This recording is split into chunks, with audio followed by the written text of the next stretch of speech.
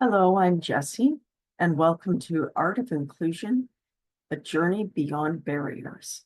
This podcast is all about diversity, equity, inclusion, and belonging, and how creativity connects all of us.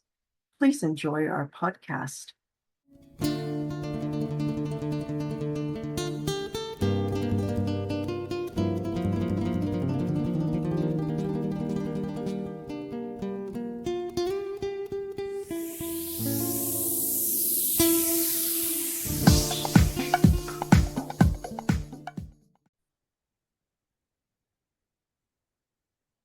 Hello, and welcome to this first podcast that I'm doing. And I'd like to introduce my guest, Rebecca Mabanglo-Mayor. I'm so excited to have her today as a guest. So Rebecca is exciting to be here. she's an incredible storyteller, performance artist, creative writing instructor, and author. In her book, Dancing Between the Bamboo Poles, she delves into the intersections of her Filipino heritage, culture, and gender in such a beautiful and insightful way. And it is very good to see you and welcome to the show. Thank Thank you for having me. And that was a sweet introduction. Appreciate that. you. Thanks for having me. Yeah. So we are talking about kind of like including like how to um, put the intersections of a person's life, how to write those, Hmm. and what inspires you to write from those intersections in your life. Sounds great. So, what is your inspiration to write? So, what initially inspired you to Well, become? I've been a reader since grade school. Actually, before even I was in grade school, my mom loved reading to me Mhm. and would take me to the public library and she would look through the books and I'd look through the kids' books. And I think one early turning point for me was when my third grade teacher read The Lion, the Witch, and the Wardrobe to our class. And I had never read anything like it. I loved that the children were main characters. And they had fantastic adventures that didn't involve really a lot of adults. And in fact, you were kind of suspicious of adults. Mhm. Um, and so that particular year, I got some money from my godmother for Christmas. And much to my mom's chagrin, I did not put it in my savings account. I went and bought my own copy of the book because I needed to possess it. Mhm. And I needed to have that story at my beck and call, that I didn't have to wait on someone else or wait for a time to go to the library. And then a few years later, when I was in the eighth grade, I had an English teacher who assigned our class a 3-page story with dialogue in order for us to practice using quotation marks. It was the longest assignment we had received the entire year. We were all terrified. Uh, but I set to work and I was world building, I was character sketching, I drew some pictures, I plotted. And what I turned in was a 33-page story complete with chapters. Wow. Uh, so, needless to say, I got a good grade. She loved it. It involved conspiracy out in space as to whether or not this space station was an act of God or was it connected to anything else, and conspiracies and then finding out the truth. So that was that first go. So I caught the writing bug at that point. And I tried my hand at fan fiction because this was back, Star Wars had just come out. And I was like, okay, what would happen after Princess Leia? They defeated the Death Star. Yes. And okay, so what was going to happen next? So I wanted to be part of the rebellion. So what would that look like? Um, it was nearly impossible to find affordable writing coaches at that time. Writer's Digest really was my only source. And my my high school and my college's English department really didn't teach genre writing. So I was flying by the seat of my pants a lot of times, reading what I could from craft books and things like this, but nothing really focused. Around the year 2000, a graduate school mentor of mine encouraged me to attend a Women of Color conference in Vancouver. It was, I think it's not Simon Fraser. What other university is? University of British Columbia. I think it was UBC. And at the time, I did not identify myself as Filipina-American or a woman of color. Filipinas were ones who came over, so they were the immigrants, and they were my moms and my aunties and all of that sort of stuff. I wasn't a woman of color because I wasn't Black, and people of color were Black. So since I was born in Seattle, the Filipino-American didn't work. I was an African American.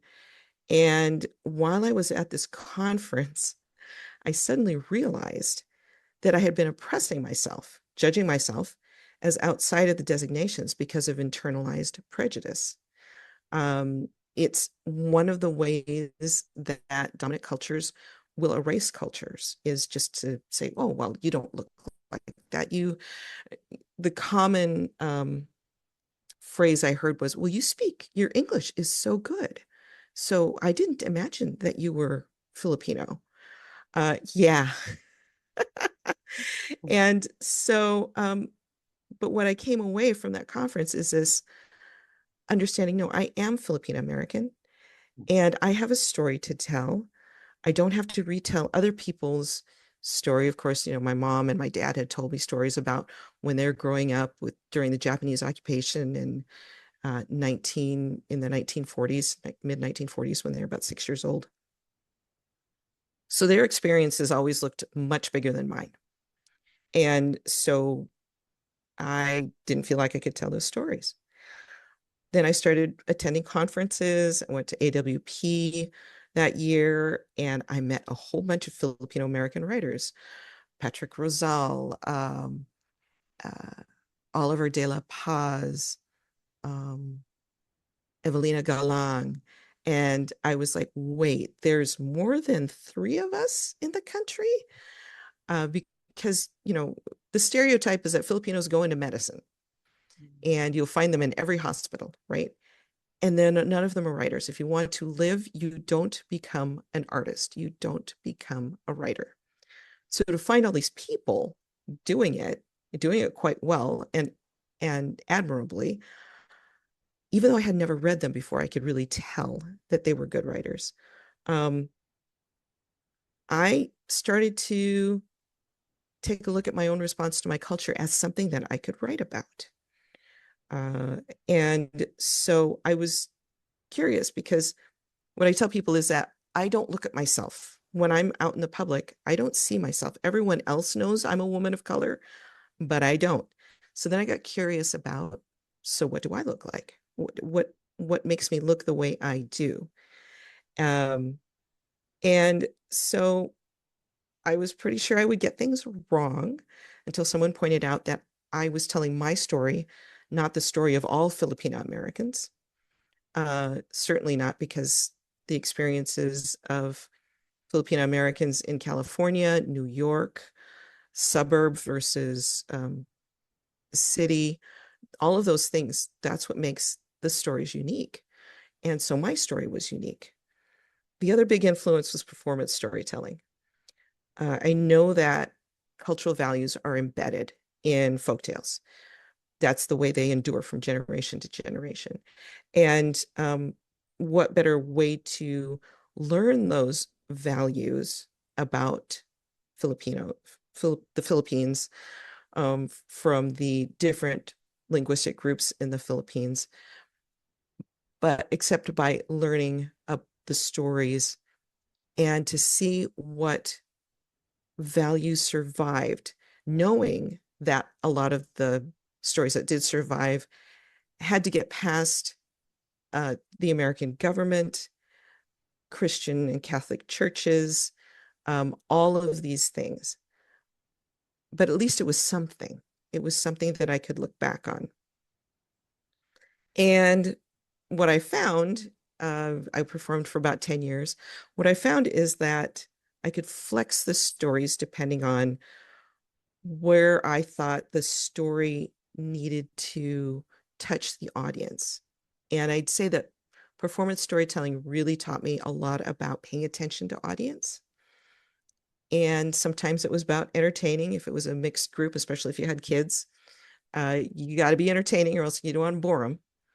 And sometimes a story told front to back is just not as entertaining as one told backwards. And one of my favorite stories to tell backwards is one about the trickster Juan Tamad, who is he's becoming a prince. He's going to marry the princess, and a beggar is just trying to get money out of him as he's going along. And he finds out how Juan Tamad became the prince. But it starts with Wantamad giving this beggar 3 copper coins, which is not very much money at all. And the beggar doesn't care if he's going to get hurt. He doesn't care if the prince goes off and chops off his head. He says, why? Why did you just give me this money? I said, well, that's how I married the princess. And the beggar's like, how could that possibly be? This is how you married the princess. And so then you find out there's this whole series of unlikely events that create the situation where a beggar, who was one Tamad, becomes a prince. And even though the story is fine front to back, it's so much funnier back to front because it all sounds so insane. How this particular person was able to become married to the princess. It's just, it was like, the phrase that I usually go back to is "Bakit naman? What are you talking about? Why? What could that be?" And getting the audience to participate because they're confused. They don't understand where this story is going, but they know that it's fun because we've got this repeated line. And I haven't, COVID and other things, I haven't performed in a while, and I'd like to get back to that someday. So yeah, did I It's answer a your lot of, question? yes, it did. Yeah, thank you. So is it Juan Talad is his name? Juan, just like John in Spanish, Tamad, Talad. which means, well, it depends on who's saying it. If your mother said, "Ay, Tamad," that meant you were in trouble. It's how dare you be so bold as to question who I am and my authority in this situation. Other times it's translated as just stubborn. Other times it's stupid, and the person is making all these bad decisions because they're tamad. They think they know what's going on and they have no clue what's going on. So Juan Tamad is the classic trickster in the stories that are primarily coming out of the Tagalog culture. Mhm. Um, Many of the stories, there's more stories that have been preserved from the Tagalogs because they had they were the ones in power under the United States and under the Spanish. And so those things persisted, and the monks wrote down the stories, things like this. Um, so that, yeah, so those are his stories. But of course, there's many other stories throughout the islands that storytellers have shared with me, and they can be fun, they can be poignant, they can be about land features. Like there's stories about Mount Mayon. There's a horror story about a particular road going to Manila Mhm. that is escaping me right now. But there's a ghost who haunts it Mhm. in order to kill the men who were like the men who killed her. Balete, Balete Drive, the ghost of Balete Drive. And so yeah, you get the full range of stories possible. That's interesting.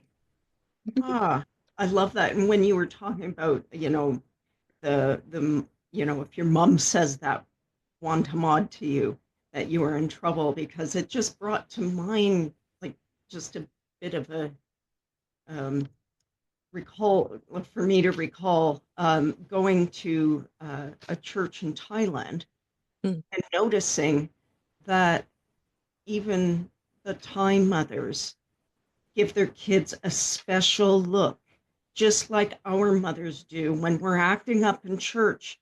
And it seems to be a universal thing, and so Mhm. when you said that that's if it comes from your mom, it's like, yeah, I think, I can relate to that because Yeah, almost every culture has an expression yeah, means yeah. you're in Stink, trouble. yeah, stink eye, right? That's another way to put it. It's that stink eye where it's like, okay, and then you look around to see if you've got any allies in the room, and if you don't, then you just shut up. Yeah.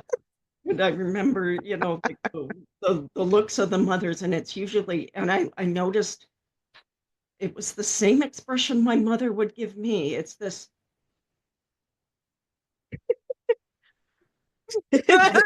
Yeah, and it's like you shrink. And it's like, yes, okay, I'm yeah, just gonna okay, go. great, I'm in church. Yeah. Yeah.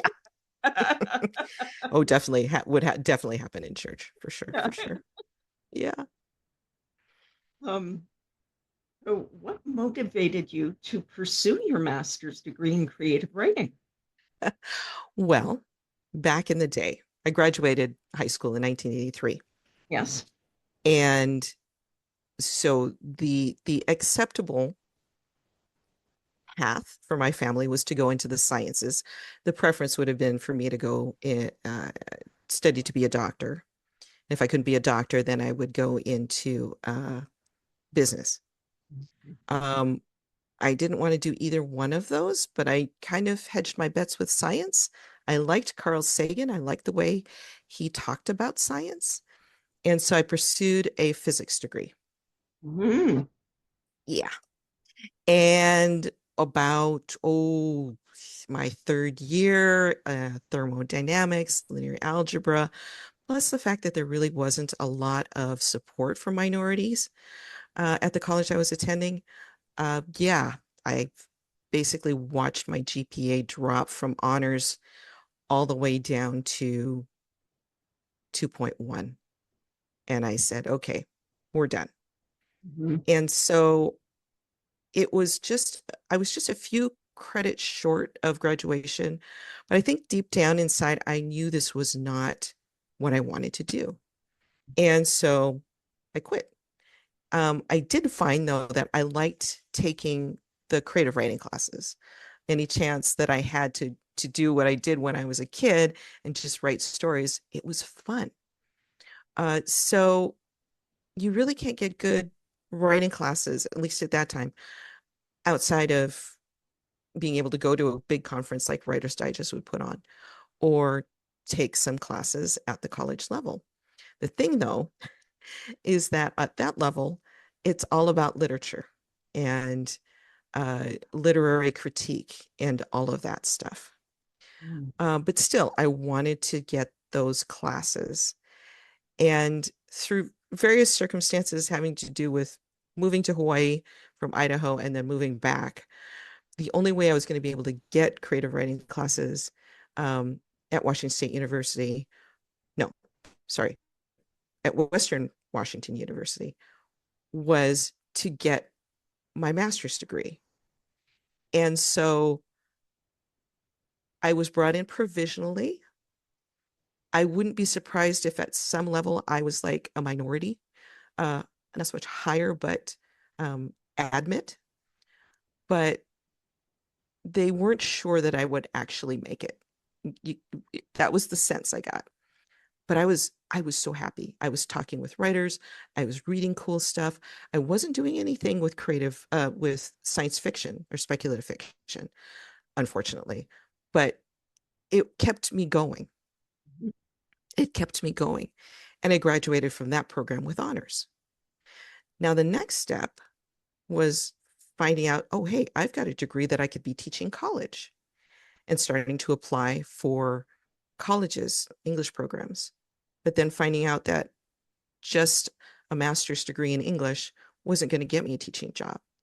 So then I pursued my MFA in creative writing at Pacific Lutheran University. So during all of these classes, fiction, speculative fiction kind of took the back burner because I found that people were more interested in hearing my personal story.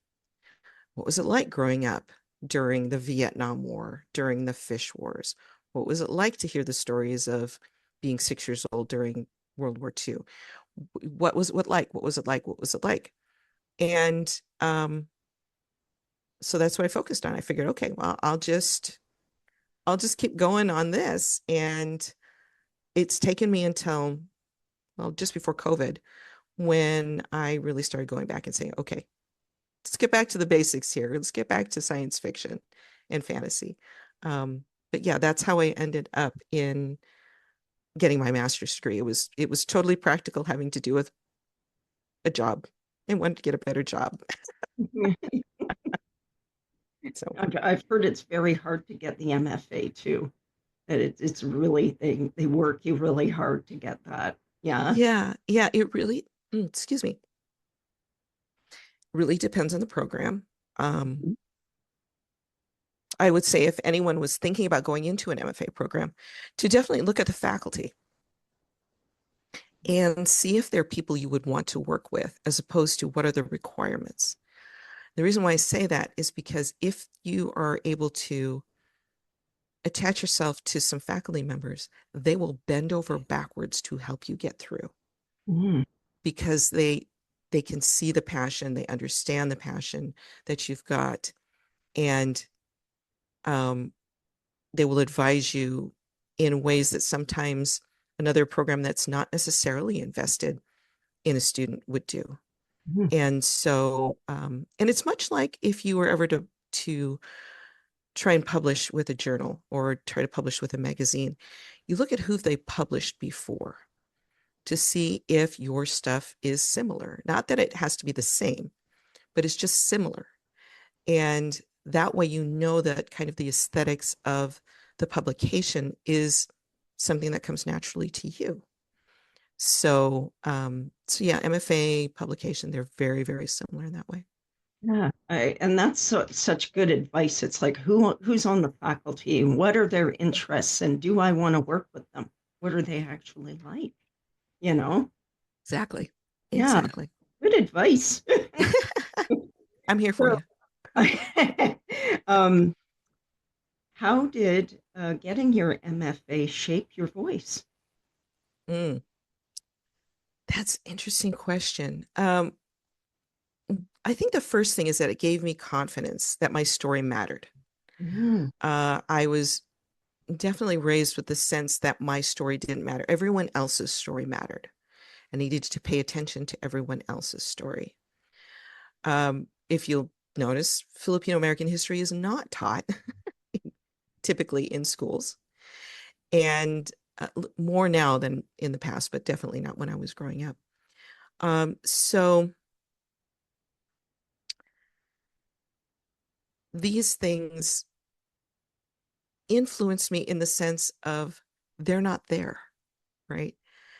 Those gaps meant that I could step in and start asking questions. It's like, okay, so yes, this is a European folktale, and okay, Europeans sometimes will have um, blonde hair, but Goldilocks, how does Goldilocks reflect or not reflect my experience? Where are the gaps? And I could write into those gaps. And so that definitely helped form my voice. My perspective, again, going back to that idea that as I jokingly say, I didn't realize I wasn't a white man until the year 2000. The perspective was looking back on myself and going, okay, I believed what everyone else thought about me. I mean, classic example, going to my 10-year reunion and finding out that my classmates thought I was going to become a nun. And that was the reason why they didn't invite me to parties, because they didn't want to corrupt the potential nun.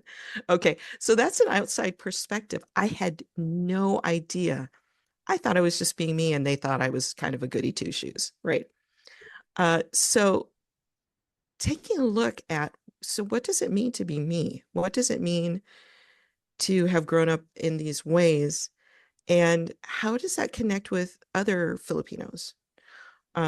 My coursework broadened that because especially in my MFA program, because I got to choose who I was going to study and how I was going to study.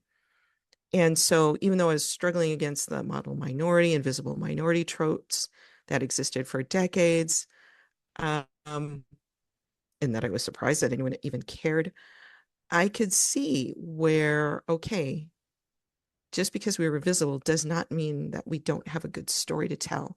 And the more we tell our stories, the more we connect with other people who go, wait, you did that? Your mom looked at you stink eye like that too? That sort of thing. Uh, finding out that struggling against the model minority and doctors and lawyers and business people are the only ones with valid jobs, all of those sorts of things shaped me and my perspective. Um, and hearing other students and their experiences with their culture or not culture. Because they unfortunately in the US, the American way is the default without realizing that that is a cultural construct. I don't know how many people would come up to me and say, "You're so lucky." And I'd be like, "Why?" "Well, because you have a heritage." It's like, well, you do know that your people came to this land, right? Mhm. Oh, but we're not Native Americans. That doesn't mean that you don't have a culture. And that was always a little bit eye-opening for people to realize that it was a constructed systemic issue and that maybe they want to take a look at that. Mhm. Um, what I like too is that authors tend to be, I mean, uh, hopefully, and in the circles that I have been in, writers are in constant conversation with each other. We're responding to each other. We're saying, okay, I just read that Stephen King novel, and that kind of sounds like something another horror writer, Mary Shelley, wrote. Now, okay, so what's my take on it? And what did these authors miss that I see because of my cultural perspective? Um, so reading and responding to other people's works helped me to refine my thoughts and gave me ways to focus on experiences and other impacts and even forms. In more recent years, I've discovered that I am something of a surrealist when it comes to my writing. It tends towards the lyric, so more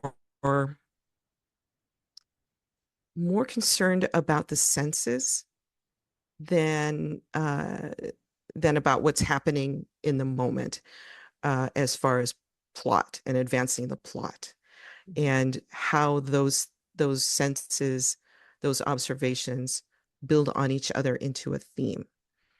And then you get the surrealism, which says, okay, that's what you think is going on, but it's actually this is going on instead. And it makes me curious. It makes me curious. And so, yeah, all of those things were part of my education, I would say. Mhm. And I love the fact that there was a lot of curiosity and critical thinking involved. And a lot of people think that arts majors don't think critically, or they're not like sciences, and it's kind of like, well, we can still come to our own conclusions. It's still taught how to do Mm-hmm. that. Yeah, yeah, We, yeah, we still exactly. matter. Right. And the stories are data. Even if they're Yes, fiction, yes. they're data. They're indicating something about the culture. And so, I mean, Mary Shelley, she's my favorite author to point towards this. Here is a woman who, with a bunch of other people, they're going to tell stories over a weekend. And she wants everyone to know that the dominant male culture is messed up and extends it by saying, look, if men could make a creature of their own self instead of through a woman or with a woman being there, then things are going to get messed up. So science without this other side, this artistic side, is doomed to fail. Yeah. Love that. Love Yes. that. And you know what? I never really thought of her because I did read Frankenstein. Mhm. Yeah. And It's a critique. yeah, I didn't realize that. I read it and thought, hey, that's interesting. I don't see that in any of the movies, right? Right, The right. books And then are there's a whole always critique about that. Why didn't they put it in the movies? exactly. Um, yeah, that was probably one of the biggest eye openers when I was in graduate school, is that I had a professor who was interested in unpacking speculative fiction, saying, okay, it's not just entertainment. What is the author really trying to get at that we are not seeing in the dominant culture? Like, great, I'm on board. And I think you've already sort of answered the next question, but Mhm. I'll let you go into it more fully. In what ways do your multiple identities, such as race, gender, and cultural background, inform your writing? Oh, yeah.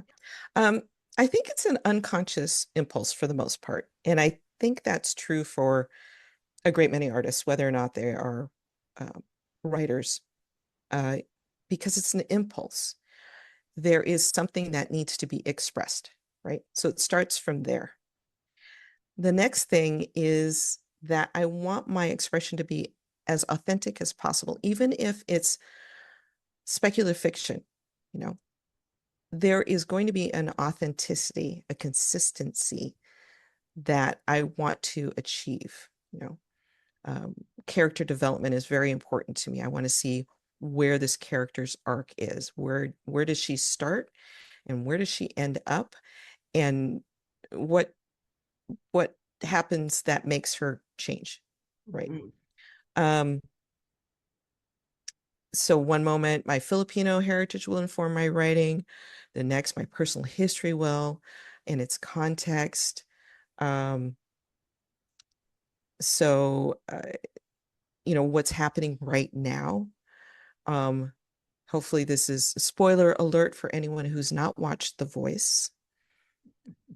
So the winner of The Voice is from the Philippines.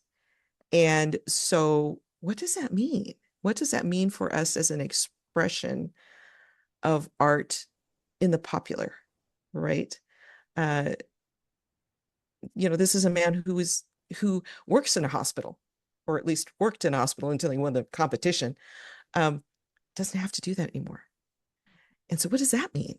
So there's ways to unpack a person's experiences, even attaching it to whatever is going on contemporarily.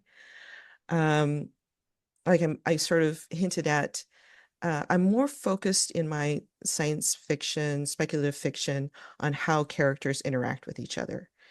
Their gender, their race, their background are all taken into account. So my current work in progress, we have the one main character, and she grew up in suburbia and with no or very little attachment to her culture.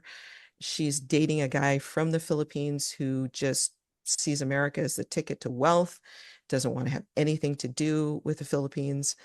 And then you've got another character who's lived for over 150 years.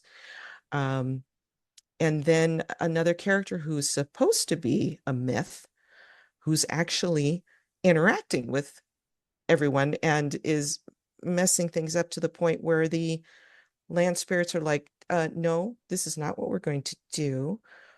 We're going to prevent this from happening. And if that means destroying this particular city to get it done, that's what we're going to do. So it's playing with all of those things. And like I mentioned before, imagery and sound primarily drive the way I shape moments, the way I shape scenes, things like this. In my essay, The Gift of Plums, I was inspired by an Italian prune tree that we had planted in our front yard. And it was the child tree of an Italian prune tree that hopefully still exists in Seattle. And that tree was in a garden of a friend of the family who housed my mom when she first arrived in the United States. So it wasn't just about the tree, it was about family ties, it was about continuity. Um, Even though the sensory aspect of it, the taste of the sun warped plums and the burst of juice, all of that, those are very sensory. Um, all of those things were the stuff that carried this commentary observation about what family life is like, not just for me as a new mom, but also for my mom having come to America without her family of origin. She had to come early, and then staying with relative strangers for about a year. So, it's part nostalgia, part family history, and explores connections to place. Becoming a woman of color, however, that's a different essay, focuses on my journey of identity and shows how systems of oppression affect us at a young age. So that kind of goes back to that idea of I didn't know who I was until the year 2000, that I wasn't a white man until the year 2000. And talking about how, because I didn't identify as a woman of color until I was 35, what does that indicate about the dangers women of color experienced during that same 35 years? Again, Vietnam War, boat people, the whole 9 yards. It was safer to try to pass as a white man than to be a woman of color. Couldn't be outside. That's just the way it was. But the essay itself is focused on my increasing understanding of what I had lost as a result of that safety mechanism. So becoming a woman of color is, traces that journey, and against a backdrop of, oh my gosh, I'm going to have a female baby and I don't know what it means to be a girl. So how are we going to work that out? So how did you work it out? Um, I'm interested. I want to know now. well, you've got to read the essay, I which is featured in my book, Dancing Between Bamboo Poles. There's your advertisement. So the essay ends essentially where I recognize that my child identifies in a particular way. In that moment, it was with the color pink. And even though she at that time aligned their identity with being pink, and their dad was also pink, that didn't mean that I wasn't their child. And it became part of this kind of litany. And even though I wanted to protect this child from all of the stuff I suffered in my childhood, um, I knew that there was no way that I could totally protect her. I could just be there. And the rule number one that came out of that experience was don't break the baby. And which basically means, you don't physically drop the baby, right? But you also don't discourage them emotionally. You don't gaslight them into thinking that they're something else. Mhm. And if you do, because there is no perfect parent out there, if you do break the baby, you take the baby to the ER, or you sit down and you talk about it. You don't just shove it under the rug. If they tell you, I was hurt, it's like, okay, let's figure this out. And so that's all wrapped up in that essay. Does that make sense? Yeah, and that's beautiful. Thank you. Um, Thank you. um, I think you've already explored a lot of my next question, which is how do you incorporate aspects of your Filipino heritage into your narratives? Mhm. So, if you want to add to that, from what you've already said, or Yeah. Yeah. So one of the things I didn't mention was my relationship to the closest Filipino American community to where I grew up. So I grew up in a suburb of Seattle called Federal Way. And so we didn't really interact with Filipinos in Seattle except for a few key moments. And so being a performance storyteller and seeing how I interacted with them, which was in complete confusion, half because I didn't understand the language, half is because the other half was that I didn't understand how I was supposed to interact with these adults. Um, I could use that. It wasn't that I needed to set that aside in order to tell my story. That is part of my story. And so within my memoir pieces and even those that incorporate folk tales, there's always that reference point of what was the community like for me in this particular situation, or what have I heard.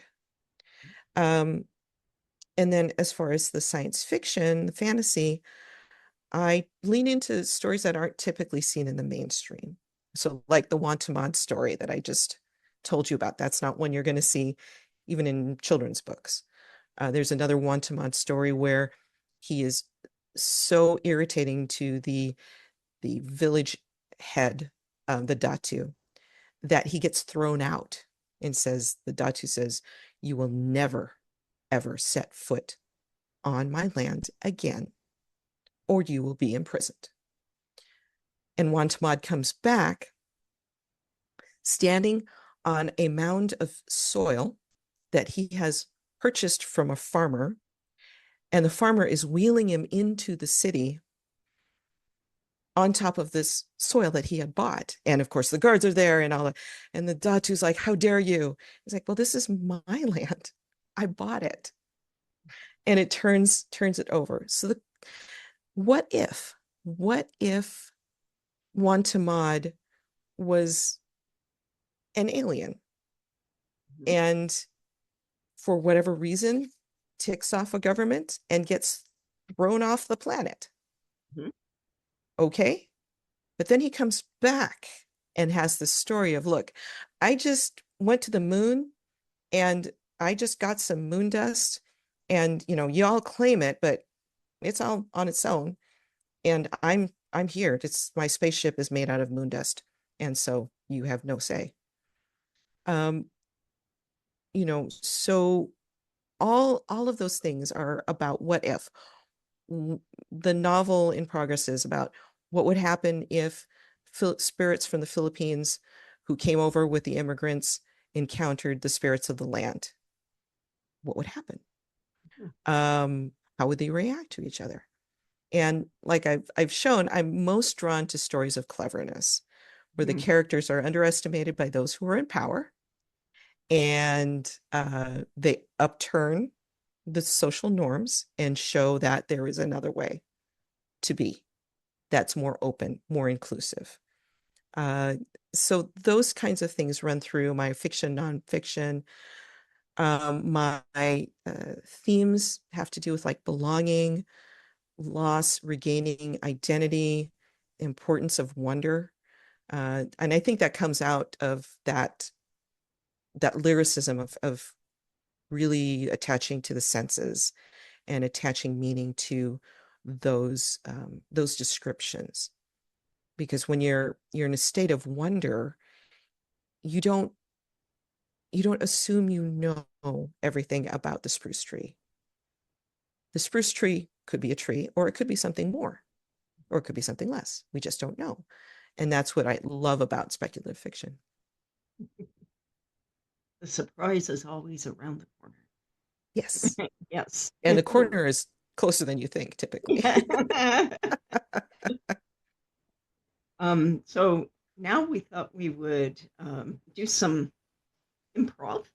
Okay. Uh, Yeah. yeah. Do you Yeah. have So, anything you want to do for the improv? yeah. So there is a great exercise called, or game. All the exercises in improv are games. And one of them is called Story Spine.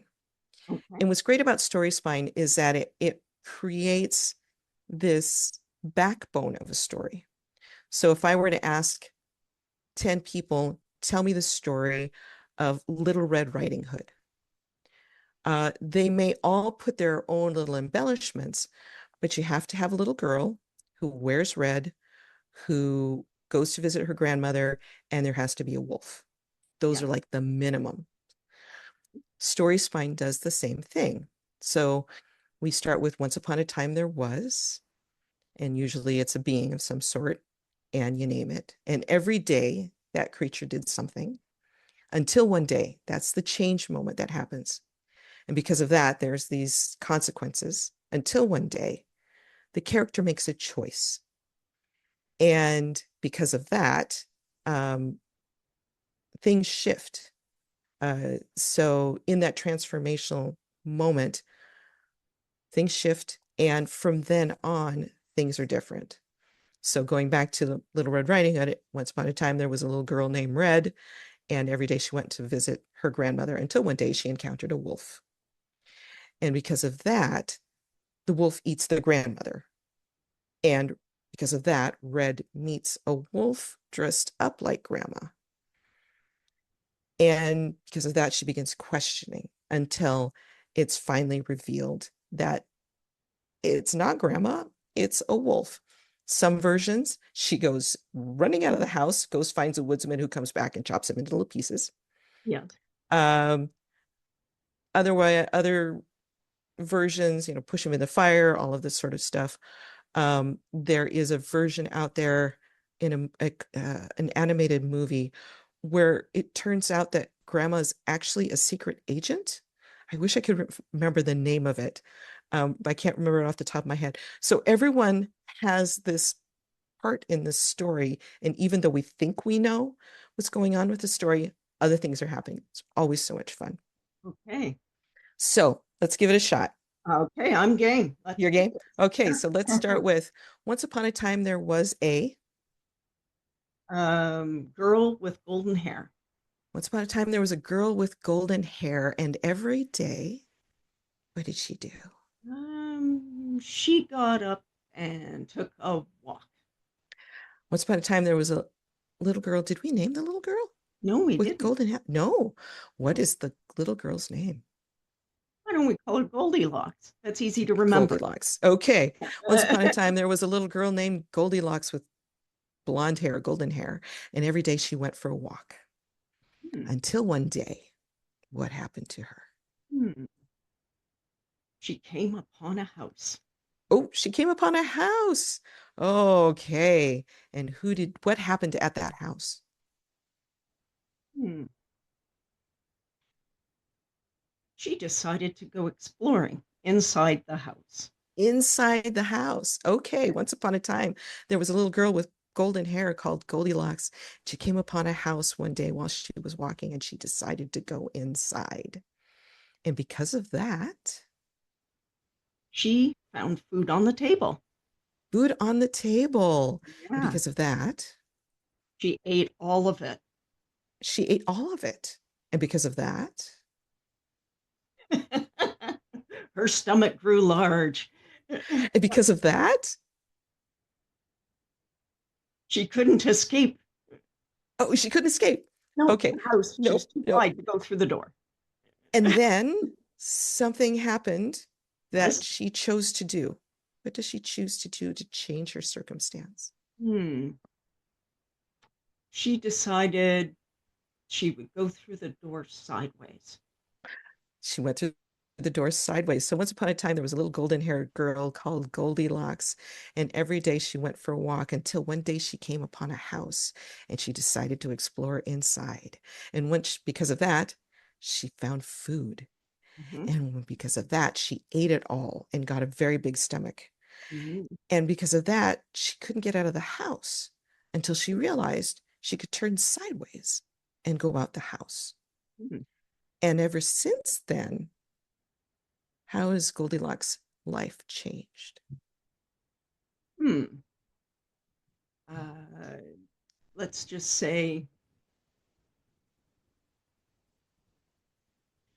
She, as you can tell, improv is not my thing. It's okay. You're doing fine. You're doing fine. You're doing fine. um, she decides that she won't go back to the house. Won't go back in the So house she because it's safer that way. eats too much. Yeah. Yeah, because it's All she did was everything is just belch all tasty. the way home, and then she got in trouble She didn't like for it. Yeah, she didn't like that. No, it. and that's fine. See, that's the thing about story spine Yeah. and improv in general. It's this idea of yes and. Hmm. So yes, we have this girl, and her name is this, and this is what she did, and this is what happened to her. Hmm. We can do that same thing with our own lives. Once upon a time, there was a little girl named Rebecca, and every day she went out to the playground to play um, house with the other kids. Hmm. And then, because of that, because of that, because of that. And then how does that change Right. the way she looks at the world later?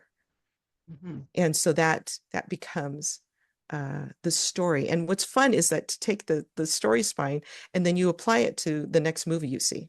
And you're like, oh, there's that thing and that thing and that thing. And they turned it on the edge on this way. And so, yeah, yeah. Hmm. I think the movie's just called Red. Right. Yeah. So, but yeah, it's Little Yeah. Red Riding Hood Uh, with a twist. It's yeah. animated. I think I have seen that one, but it was like years ago. Sure, sure, Yeah. sure. And the My, reason why I remember it is because it makes a great example. yes. And I would have introduced the three bears, but then I would have thought, no, where do you go with that after Yeah, she's eaten too much, right? right, Turn into right. a horror story. Yeah. And I've taken the same exercise into writing groups, Yeah. and I've given each participant a different card, right? Yeah. And there was one where uh it started with um just your classic fairy tale character, or no, human, who's been taking care of fairy tale characters. And then the until one day is when she goes to the market to get food, and there isn't any Mm. for these particular creatures. And the thing about improv is that it's absolutely unpredictable. Yeah. The next thing I know, there are protests happening outside of the market, and thugs are sent in the form of orcs. Hmm. But by the end, the fairy folk all unionize against the company that was raising the prices on the food and making it scarce. Oh. So there's this great thing. So that's the other thing that happens with stories, is that when we look at theme, we're also looking at values. What is it that we care about? Hmm. And so with becoming a woman of color, what I care about is my relationship with my child. Hmm. Okay. So I had to bring in my own childhood to see how I didn't feel that way and the choices that were different as a result, and the factors that went into me not recognizing myself. So, Yeah. and basically my child teaching me how to be a woman of color. Yes. Yep. Yep. Yep. I Yep. love that you said that. I love that you said that the most important thing was your child, and that you, through stories and creativity, you were able Mm, to kind of like change your own inner dialogue with yourself, and then you could change it with your child. exactly. Exactly. Yes. Thank you. I appreciate that Hmm. observation. Yeah. Hmm. I love that. Um, hey, well, I'm looking at the rest of the questions, and I think you have used like because the brief anecdote from your heritage, but Mhm. I don't know if you want to explain more about that or whether you want to go on to Sure. Yeah. celebration or both. Yeah. So the other story that I really love is the Firefly, Long Ao and the Sky Kingdom. Hmm. Long Ao is a very small black fly that nobody thinks twice about.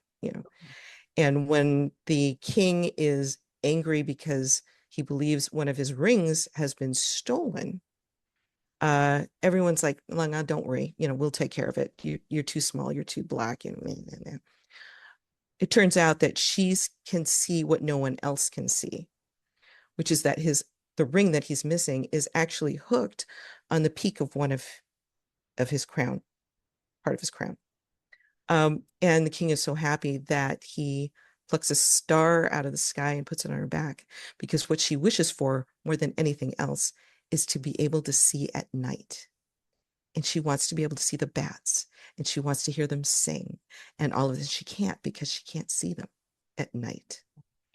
And so it's one of those transformational stories. Okay, yes, we have the little creature. She knows who she is. Everyone else has dismissed her, right? But it also is about sitting still, looking around, and believing this a solution is very simple. It just needs a shift in perspective. And so it reminds me that none of us are so small that we can't contribute to a greater good, even if in the moment it doesn't seem like very much at all. I mean, for Langau, it's like, well, it's right there, Your Majesty. But it's something that no one else had seen. And I think that's the other thing artists do, is they can point out things that other people don't see, because either they're too afraid, because in seeing the majority of what everyone else is seeing keeps you safe, or no one's going to believe me. Why would anyone believe me? Because I'm seeing something no one else saw. So that's one of those that I really like. As far as community celebrations, I love it when I can tell stories at a festival called Pagdiriwang, which Mhm. it happens every June in Seattle at the Seattle Center. And it happens on around Filipino Independence Day, which I remember correctly is June 6th. And so, getting together with other Filipinos and non-Filipinos, talking, being around other people who know the difference between lumpia and pancit, that kind of thing, can talk about their families and go, oh, I can't believe my auntie did this, kind of thing. It's just fun. It's just so much fun. Um, but then the thing with Filipino culture, which is true for a lot of cultures, is that it doesn't have to be a big community event.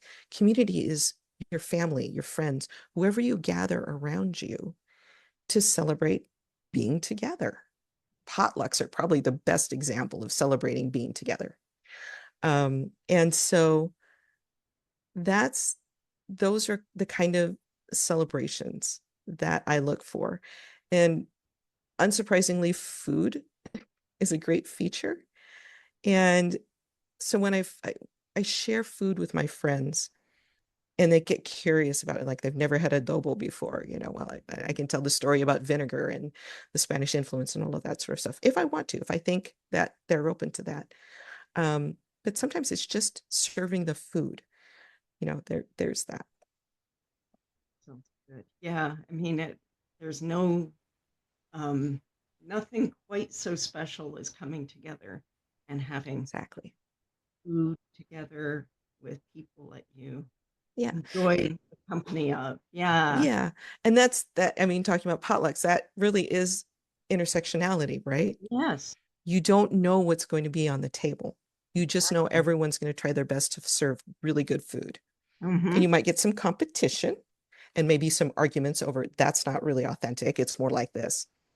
Um, but it's all in, it's all centered around we're together. We are sustaining each other. We're Yes. being generous with each other. Mm-hmm. We are reciprocating kindness and humor and a whole bunch of other things. And so, yeah, that's kind of how I think about things. So that's that intersectionality that happens outside of art, although cooks would probably argue that cooking is an art too. Cooking is yeah. To be a good cook is to have Yes, art form, yes, and the presentation yes. matters. I when I'm an okay cook. I cook the basics. I do the meatloaf. I do the spaghetti, and sometimes I do a roast. Hmm. Um, but yeah, the fancy stuff, the hollandaise sauce, the Oh, I know. pastry for pies and stuff like that. Pastries. Oh, yeah. Totally boggles me too. Totally. I Yeah. I draw the line at that because it gets too Oh, fussy. and candy making. Oh my Yeah. gosh, people who make candies. Oof. Oh, oh yeah, yeah. And it's like, no, I just can't picture myself doing that. Yeah. But I love it when other people do it and do Mhm, it well, you mhm. know? Yeah.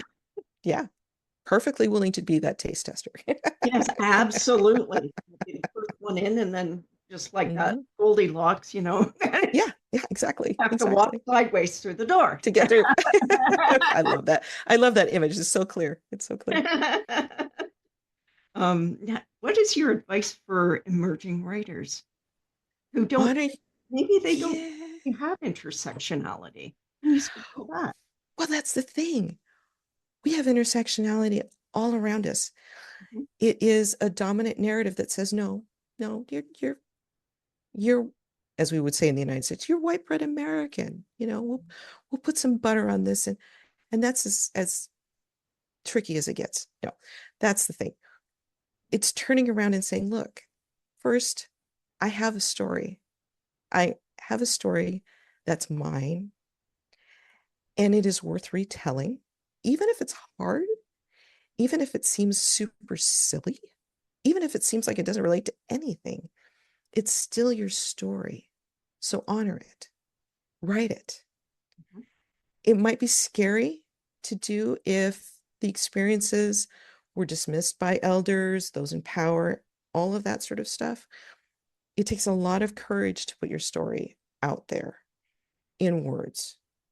Mhm. The nice thing about writing is that you can write it and then you can decide where your audience is. Who is it that you're going to share it with? And the more you share it with others, especially like in a writer's group or a class, the more confidence you'll build. The important thing is to know that your story matters. You're made up of incredible experiences, images, flavors, sounds, textures, things I couldn't imagine, but are like second nature to you as a writer. Perfect. Lean into those. They will give you the courage because you know those things better than anyone. Asking questions on the page sometimes will release those blocks. It's like, so, why did this particular thing happen? Why was I not allowed to watch the news at this particular age? Oh, the Vietnam War was happening and I was being shielded from it. And why is it that I'm remembering the moon landing as just a bad ripoff on a Star Trek episode? Because they were the same thing to me as a child, as a 5-year-old, 4-year-old. They looked like the same thing. It took me 40 years to figure that out. So that's the thing, is that what you take for granted in your life is where the best stories come from. They really do. Uh, Given the US election, it's imperative that we share our uniqueness, even if it's scary. And at the same time, I want people to be safe. So, yeah, you could blast it out on social media, and then you find yourself being tamped down by who knows what and put on a watch list. You don't have to do that. When you write it down, you're changing yourself first. You are honoring yourself and not buying into, in order to be valuable, you need to buy this thing. In order to be valuable, you need to live this way. No, you're honoring yourself. And that's great. Identity is not a monolith, and there is no one identity that's better than another. Those things are falsehoods that are trying to keep us in shame. Art, writing, performing all reveal truths that can mean the difference between life and death of the self, the culture, our world. So if you're compelled to get it out there, do it. Mhm. And then get the encouragement that you need to keep on going and encourage someone else. Does that make sense? Yes, it does. Thank you very much Great. for those You're words of welcome. encouragement. Yeah. Because it is so important people honor that Mhm. voice inside of them. And, Exactly. and maybe that voice inside of you says, I want to do an interpretive dance of something. Do it. Exactly. Yep. Doesn't, whatever artistic Yeah. expression calls to Even if you you. do want to write, doing those other things, especially if it's something that's, I don't want to say you don't care about, but there's not as many stakes involved. Like you said, interpretive dance. Yeah. I did 5 rhythm dance for a long time because it's unstructured. And I was getting too hung up on the structure of my prose. I do the same thing with poetry because, as I tell poet friends, I'm not a real poet. I just play one on TV. Uh, but half of my book is redacted poems. I did that to get myself out of a block. Mhm. Thank you for being here today, Thank Rebecca. you for having me. Yeah, it's been such a pleasure to talk to you. Yeah, I appreciate your. Yeah, it's which is Oh, thanks for appreciated. saying. Yeah, And I'll be putting any kind of um, information about your website or anything into the sure. to the Yeah, description for this video so people can follow you and enjoy I your appreciate that. writings. Yeah. Thank you. Thank you. Well, thanks for having me. Okay, thank you. Bye bye. Bye.